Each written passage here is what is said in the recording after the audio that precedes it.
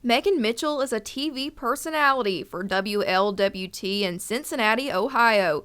But in her free time, she is also a TikTok star. Megan has accumulated 1.8 million followers since her TikTok start during the pandemic. She is known for breaking gender stereotypes for female anchors by embracing her own personal style, which includes suits, sneakers, and her famous undercut.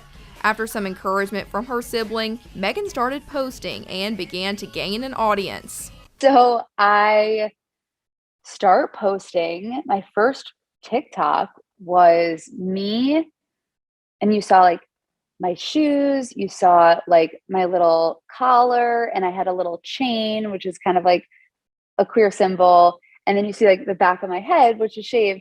And then I turn around and you see like my anchor bob, my little anchor bob here. And then you see me on TV. Dolce, why don't you introduce yourself to the class? Okay? Hi, my name's Dolce with two eyes. I feel anxious.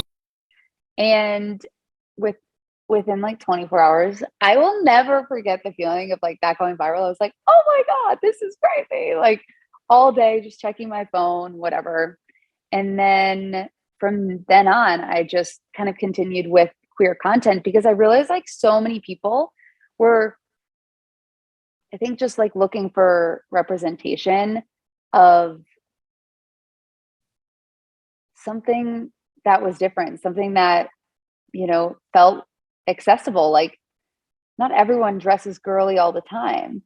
And while Megan has gained a following and found many supporters along the way, she is also no stranger to criticism from her viewers when it comes to her looks and wardrobe. So I am wearing literally this little lilac suit moment. We love it.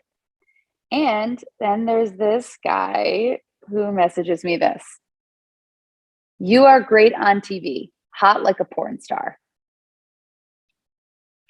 Okay, so even when I try to dress masculine, it's like I still am under the male gaze. Men still perceive me as something for them to consume. Megan says she lets the criticism roll off her back, knowing her personal style makes her happy and comfortable. But that's not always been the case, as during her first job in North Dakota, she felt the pressure to abide by gender norms set for female journalists. I just remember that the look in North Dakota was you had to wear a dress.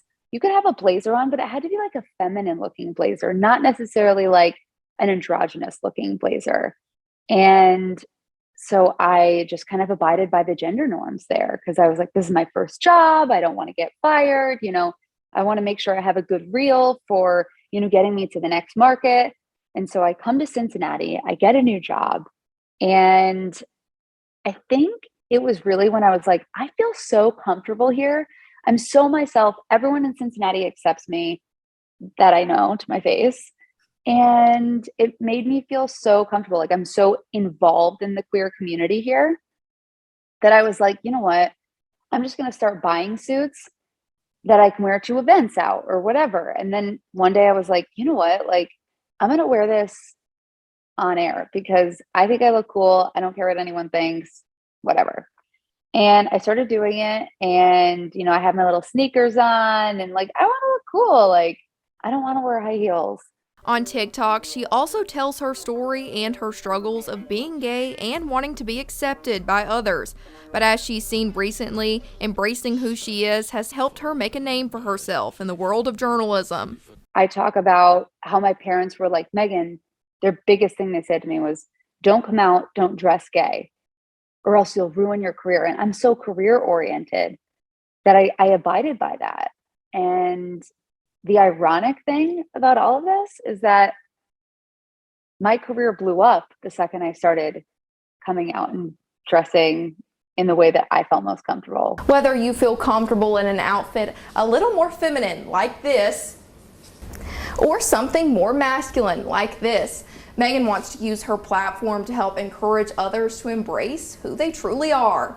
Be your authentic self. The more you're authentic, the more you're allowing yourself to be a better journalist, if you are in any way hiding, as a writer, as an artist, as a journalist, I mean, it doesn't matter what you do. You can't give it your all if you are hiding who you are.